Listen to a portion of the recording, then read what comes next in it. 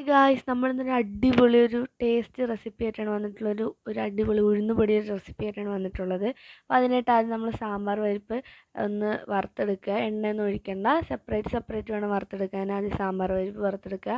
അത് മാറ്റിയതിന് ശേഷം നമ്മൾ ആ പാനിൽ തന്നെ അടുത്ത ഉഴുന്ന് വറുത്തെടുക്കുന്നുണ്ട്. അതിനുശേഷം ചെറുപയർ പരിപ്പ് വറുത്തെടുക്കുന്നുണ്ട്. എന്നിട്ട് അത് മാറ്റിയതിന് ശേഷം നമ്മൾ കപ്പലണ്ടിയും പൊട്ടുകടലയും കൂടെ മിക്സ് ചെയ്ത് വറുത്തെടുക്കുന്നുണ്ട്. അതിനുശേഷം നമ്മൾ കറിവേപ്പിലയാണ് ഇട്ട് കൊടുത്ത് ഒന്ന് വറുത്തെടുക്കുന്നത്. അതാണ് ഇതിൻ്റെ ഒരു ഫ്ലേവർ കൊടുക്കുന്നത്, നല്ല ടേസ്റ്റ് ഒരു ഫ്ലേവറും ഒക്കെ കൊടുക്കുന്ന ഒരു കറിവേപ്പിലയാണ്. അതിനുശേഷം നമ്മൾ കുരുമുളക് മുഴുവനുള്ള കുരുമുളക് വറുത്തെടുക്കുന്നുണ്ട്.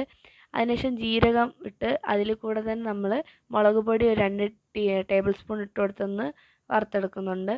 അപ്പോൾ നിങ്ങൾക്ക് കുരുമുളകായിട്ടില്ലെങ്കിൽ കുരുമുളക് പൊടി ഉണ്ടെങ്കിൽ അത് ചേർത്ത് കൊടുത്താലും മതി. എന്നിട്ട് നമ്മൾ ഈ വറുത്തെടുത്ത മിക്സ് എല്ലാം കൂടെ ഒരു മിക്സിയുടെ ജാറിലേക്ക് ഇട്ട് പൊടിച്ചെടുക്കുക. മിക്സിയുടെ ജാറിൽ വെള്ളമൊന്നും പാടില്ല, നനവൊന്നും പാടില്ല. നമ്മളൊന്ന് പൊടിച്ചെടുക്കുക. പൊടിച്ചെടുത്ത് അതിലേക്ക് നമ്മൾ 1 ടീസ്പൂൺ ഉപ്പും കൂടെ ഇട്ടിട്ട് വേണം പൊടിച്ചെടുക്കാൻ. എന്നിട്ട് നമുക്ക് അതിനൊന്ന് വറുത്തെടുക്കാം. അപ്പം നല്ല ടേസ്റ്റി ആയിട്ടുള്ളൊരു ഉഴുന്നുപൊടിയാണ്. നമുക്ക് ദോശയ്ക്കും ഇഡലിക്കൊക്കെ കഴിക്കാൻ പറ്റുന്നതാണ്. അപ്പോൾ എല്ലാവരും ട്രൈ ചെയ്ത് നോക്കണം. അതേപോലെ ലൈക്ക്, ഷെയർ, സബ്സ്ക്രൈബ് ഒക്കെ ചെയ്യുക. അപ്പോൾ താങ്ക് യു.